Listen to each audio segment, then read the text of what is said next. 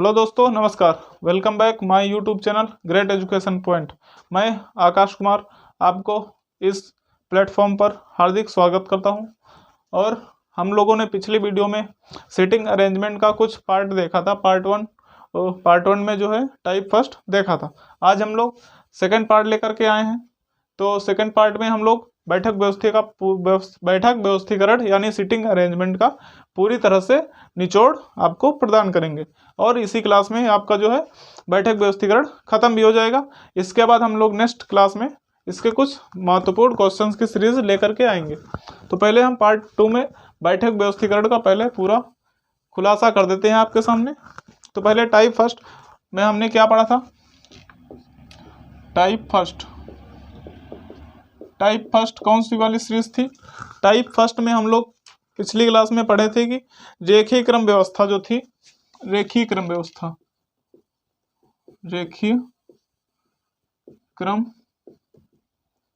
व्यवस्था, इसमें जो रेखीय क्रम व्यवस्था थी, इसमें एक रेखा थी, उसी में बंदों को बिठाया जाता था 1 2 3 4 5 A B C D E।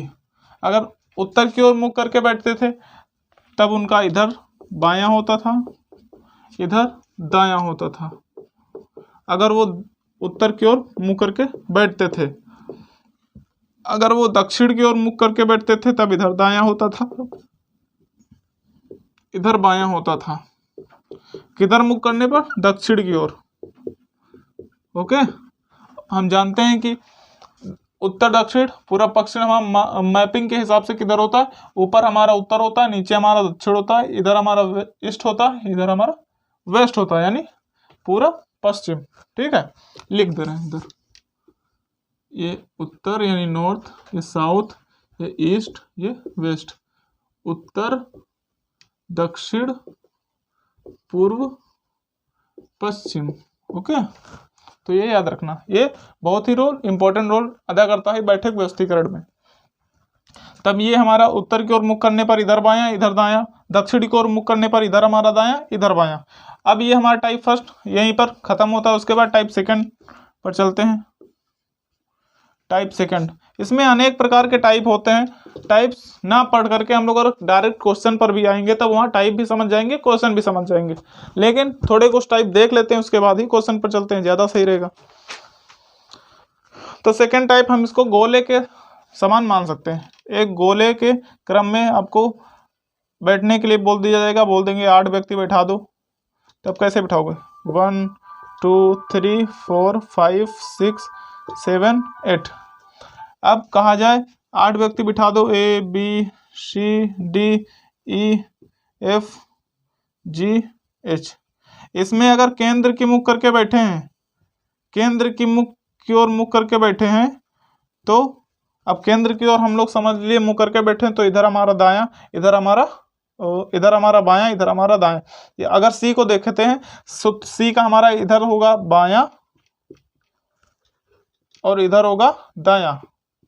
उसी प्रकार से अगर ये केंद्र की ओर मुख करके ना करके बाहर की ओर मुख करके बैठे हैं, यानी इधर की ओर मुख करके बैठे हैं, इधर की ओर मुख करके बैठे हैं, तब क्या होगा? तब जैसे यहाँ पर सी बैठा है, यहाँ पर C D E F G H। अब अगर F का पूछा जाए कि F का बायां और दायां किधर है, तब F बाहर की ओर मुंह करके बैठा है ना, तब हम उसका ये वाला बायां, ये वाला दायां, यानी F का ये वाला बायां, ये वाला दायां। ओके, ये एक टाइप होता है। इसमें आपको पूछेगा कि ए के सामने कौन बैठा है? ए के सामने जस्ट ई बैठा है। जी के सामने कौन बैठा है? सी बैठा है। बी के सामने कौन बैठा है? ई बैठा है। जी के सामने कौन बैठा है? डी बैठा है। तो ये ऐसे करके इसमें क्वेश्चन बनते हैं। और टाइप्स होते हैं, जैसे पंचभुजाकार में भी बनते हैं। टाइप थर्ड में देख लेते हैं पंचभुजाकार। उसमें कैसे बनते हैं? ऐसे करके बनते हैं। ये षष्ठ भुजाकार में भी बनते हैं, जैसे A B C D E F।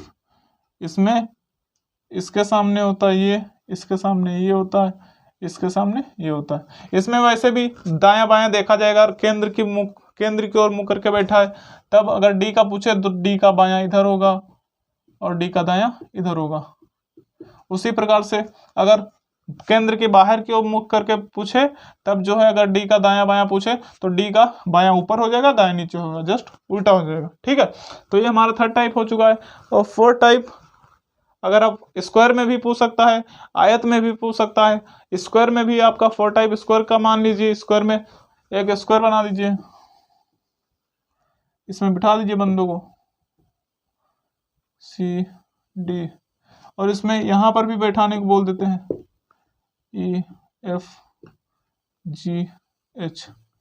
अब इसमें ये कोने पर बैठे हैं, इसको बोलते हैं कोना। ठीक है, ये चारों कोने पर बैठे हैं, ये कोना होता है। और बाकी इसी तरह बिठा देते हैं, फिर क्वेश्चन कर लेते हैं। वो जब हम क्वेश्चन करेंगे तब आपको बहुत ही अच्छी तरीके से समझ में आ जाएगा। उसके बाद और टाइप्स देख लेते हैं।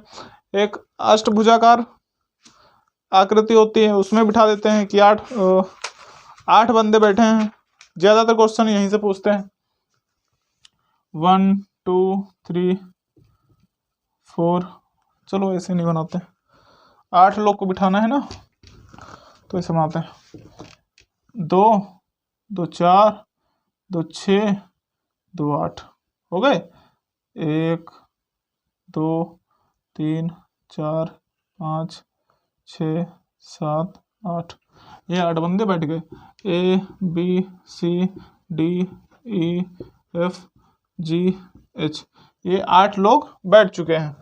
इसी तरह अष्टभुजाकार से सवाल बनते हैं ऐसे करके। ठीक है, तो अब हम लोग टाइप्स, इतने ही टाइप्स हैं इसके सिटिंग अरेंजमेंट के। इसमें बाकी ये टाइप्स मायने नहीं रखते, मायने क्वेश्चन रखते हैं। क्वेश्चन जिस हिसाब से पूछता है उस हिसाब से हम लोग हल करने की कोशिश करते हैं। तो ये टाइप्स यही हैं, बस इतने ही। उसके बाद अब हम डायरेक्ट क्वेश्चन पर चलते हैं।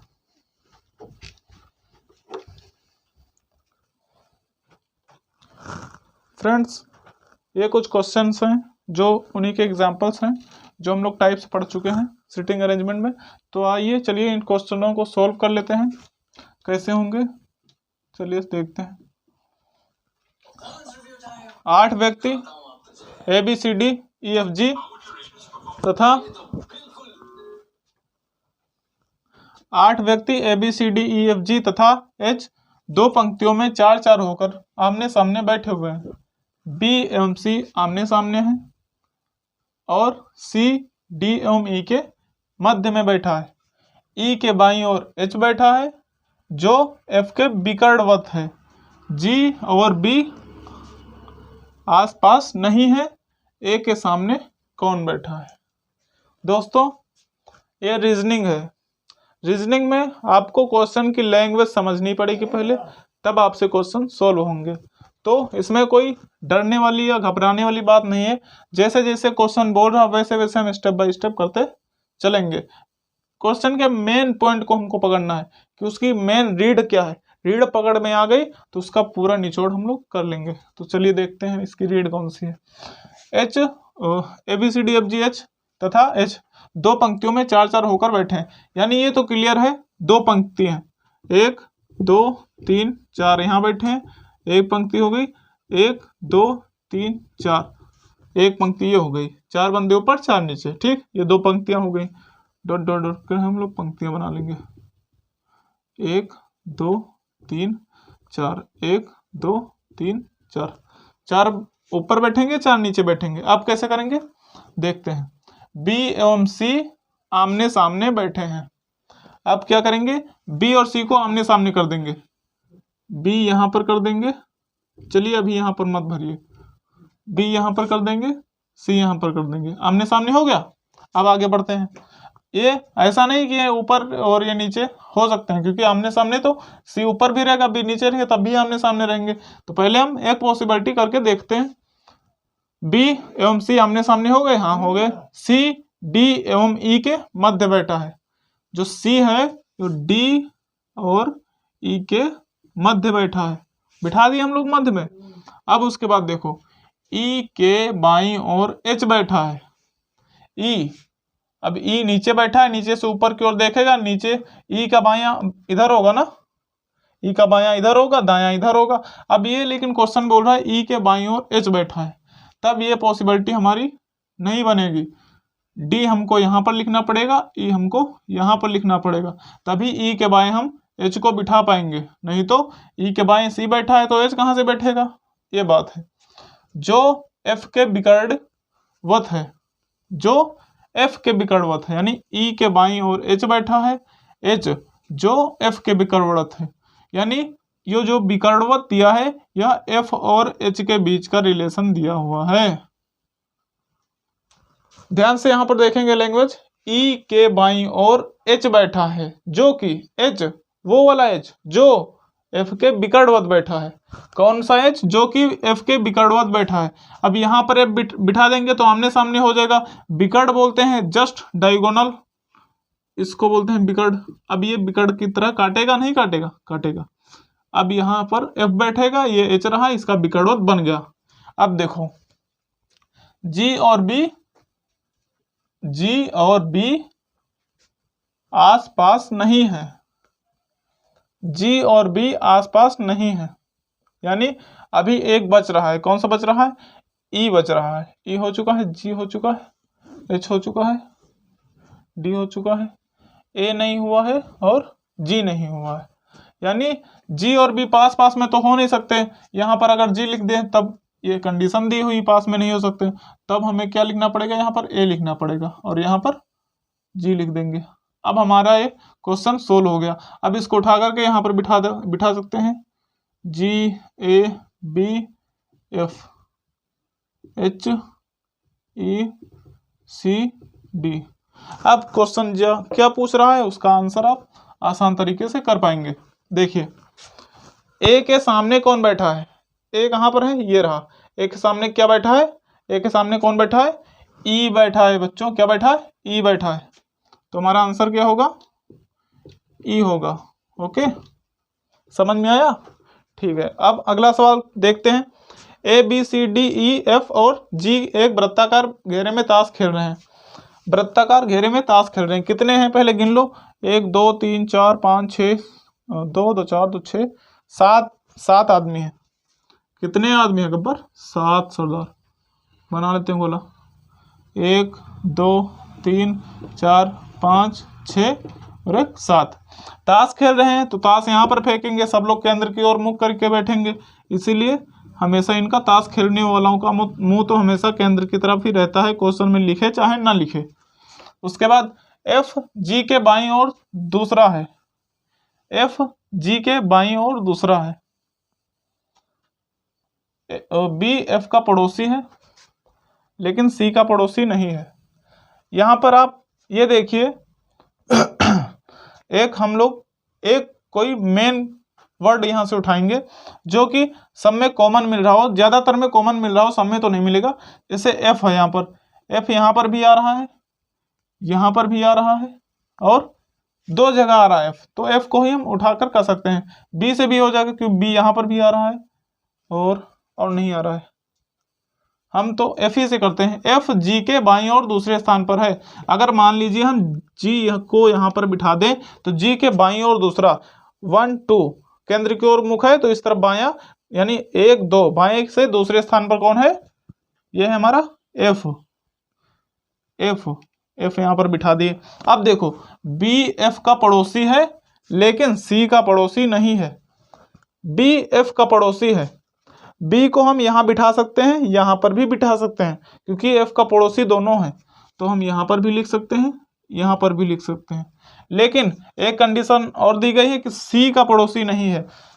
बी एफ का पड़ोसी है लेकिन सी का नहीं है, यानी सी यहाँ पर नहीं बैठ सकता है और हर जगह बैठ सकता है। तो चलिए आगे पहले देख लेते हैं। ई जो कि सी का पड़ोसी है, ई जो कि सी का पड़ोसी है, यहाँ पर ई नहीं बैठेगा, यहाँ पर बैठ सकता, सी नहीं बैठेगा, यहाँ पर बैठ सकता है इन दोनों में। जी के दाईं ओर चौथे स्थान पर है। देखो ई जो कि सी का पड़ोसी है, जी के दाईं ओर चौथे स्थान पर बैठा है। यहाँ पर जो ये लाइन जो लिखी है, ये लाइन आप लोग बताएंगे इसके लिए सी के लिए लिखी है या ई के लिए लिखी है। तो मैं बता रहा हूं ये लाइन लिखी है ई के लिए, ध्यान से पढ़िए, ई जो कि सी का पड़ोसी है, ई जो कि सी का पड़ोसी है, जी के दाईं ओर चौथे स्थान पर बैठा है। ई कौन है हमें नहीं पता, जी के दाईं ओर चौथे स्थान पर बैठा है। सी को यहां से गायब कर दो, अभी इसके बारे में मत पढ़ो नहीं तो आप कंफ्यूज हो जाओगे। ई जो कि डैश डैश का पड़ोसी है, जी के दाईं ओर चौथे स्थान पर बैठा है, यानी जो ये कंडीशन दी गई है ई के बारे में बताया गया है। चलिए जी का दायां देखते हैं। 1 जी यहाँ पर है, 1 2 3 4, जी के दाएं स्थान पर क्या आ रहा है, ई आ रहा है, तब हम यहाँ पर ई लिख लेंगे। और हमारा जो बी का दो पॉसिबिलिटी बन रही थी, एक यहाँ पर एक यहाँ पर, तो ये वाली हमारी गलत होगी, यहाँ पर हमारी सही रहेगी। ठीक है, ये हमारी जो चार बंदे हैं अच्छे से बैठ चुके हैं। अब देखते हैं आगे, डी ई और ए के बीच में बैठा है, डी ई और ए के बीच में, तो ई यहाँ पर है तो ए यहाँ पर कर देंगे और डी बीच में बिठा देंगे। बचा कौन, सी बचा, सी यहाँ लिख देंगे, हो गया। अब जो क्वेश्चन पूछा है आंसर उसका दे दो। ए के ठीक बाईं ओर कौन बैठा है, ए यहाँ पर है, अंदर की ओर मुख है, तो इसका बायां इधर होगा, दायां इधर होगा, बाएं ठीक बाएं सी बैठा है, आंसर लगा दो सी। चले आओ घूमते फिरते टहलते टहलते, ये आंसर हो गया हमारा, सी है, कुछ और मत समझना। ठीक है, अब तीसरा क्वेश्चन, ए बी सी और डी ताश खेल रहे हैं, चार बंदे हैं ताश खेल रहे हैं। ठीक है, ए एवं सी तथा बी एवं डी आपस में जोड़ीदार हैं। अगर आप कैरम खेलते हैं तो आपका जोड़ीदार कौन होता है, जो आपके जस्ट सामने बैठा होता है वही तो आपका जोड़ीदार होता है, और जो इधर बैठा होता है वो इधर वाले का जोड़ीदार होता है, यानी इधर वाला इधर वाले का होता है। आपका जो है सामने आप बैठे हैं तो आपके सामने वाला जोड़ीदार होता है। वैसे ही यहाँ पर कॉन्सेप्ट लगने वाला है, तो हम पहले एक वर्ग बना लेते हैं, बना लिया। उसके बाद ए बी सी डी, ए एवं सी, तो यहाँ पर लिख लेते हैं ए, यहाँ पर लिखते हैं सी, जोड़ीदार हो गए। ये ऐसा नहीं है सी यहाँ पर भी आ सकता है, ए उधर भी आ सकता है, वो तो पॉसिबिलिटी के ऊपर है, देखते हैं जैसा क्वेश्चन कहता है। बी यहाँ पर बिठा देते हैं, डी यहाँ पर बिठा देते हैं, ऊपर नीचे हो सकता है। अब आगे के क्वेश्चन की कंडीशन देखेंगे, फिर इसको घुमाने फिराने की कोशिश करेंगे अगर नहीं बैठ रहा होगा। डी सी के दाईं ओर है, डी सी के दाईं ओर है। देखो दोस्तों, सी के डी तो बाईं ओर बैठा है, तब ये कंडीशन तो गलत हो गई। इसीलिए बोले थे ना ये ऊपर नीचे हो सकते हैं, क्योंकि आमने सामने बैठे ना, जोड़ीदार हैं, चाहे बी ऊपर करो चाहे डी ऊपर करो, बात तो एक ही ना, जोड़ीदार तो जोड़ीदार ही रहेंगे। यहाँ पर कर दो बी, यहाँ पर कर दो डी। अब सी के दाईं ओर बैठ गया डी, ये हमारी कंडीशन सेटिस्फाइड हो गई। जिसका मुख पश्चिम की ओर है, डी सी के दाईं ओर है, जिसका मुख पश्चिम की ओर है। अब ये जो जिसका मुख पश्चिम की ओर है, यह जो कंडीशन दी गई है यह सी के लिए दी गई है। देख लीजिए सी का मुख पश्चिम की ओर है कि नहीं है, क्योंकि इधर नॉर्थ होता है, इधर साउथ होता है, इधर ईस्ट होता है, इधर वेस्ट होता है, उत्तर दक्षिण पूरब पश्चिम। ठीक, अब इधर से खेलने के लिए बैठे हैं सब लोग, तो इसका मुंह पश्चिम की ओर हो जाएगा। अब आगे क्या पूछ रहा है हमारा क्वेश्चन, जो सवाल कर रहा है उसका आंसर दे देते हैं। बताएं कि डी का मुख किस दिशा में है, डी कहाँ पर है, डी ये रहा, डी ऊपर बैठा है नॉर्थ साइड में, और ऊपर से दक्षिण की ओर देख रहा है, किस दिशा में, दक्षिण की ओर, तो इसका आंसर क्या हो जाएगा, दक्षिण यानी नॉर्थ, ये हमारा आंसर हो जाएगा। अब फ्रेंड्स ये हमारे 3 थोड़े एग्जाम्पल हो चुके हैं। अब हम नेक्स्ट क्लास में इसकी जो सिटिंग अरेंजमेंट की है, प्रैक्टिस सेट या इंपॉर्टेंट क्वेश्चन जो भी आप बोल लें, उसको जो है एक सीरीज लेकर के आएंगे, शायद कल की वीडियो में ही लेकर के आएंगे, जो इसमें महत्वपूर्ण क्वेश्चंस का कलेक्शन करके लेकर आएंगे हम लोग, तो उसी का सॉल्यूशन यहाँ पर कराएंगे। तो अगर वीडियो अच्छी लगी हो तो लाइक करें, शेयर करें, और अगर वीडियो अच्छी लगी हो कमेंट करें। जो भी अगर सवाल आपको डाउट में लग रहे हो, आपके पास हो, नहीं हल हो रहे हो, तो आप कमेंट करके लिख सकते हैं, हम उसका नेक्स्ट क्लास में जवाब देने की कोशिश करेंगे। ओके, धन्यवाद।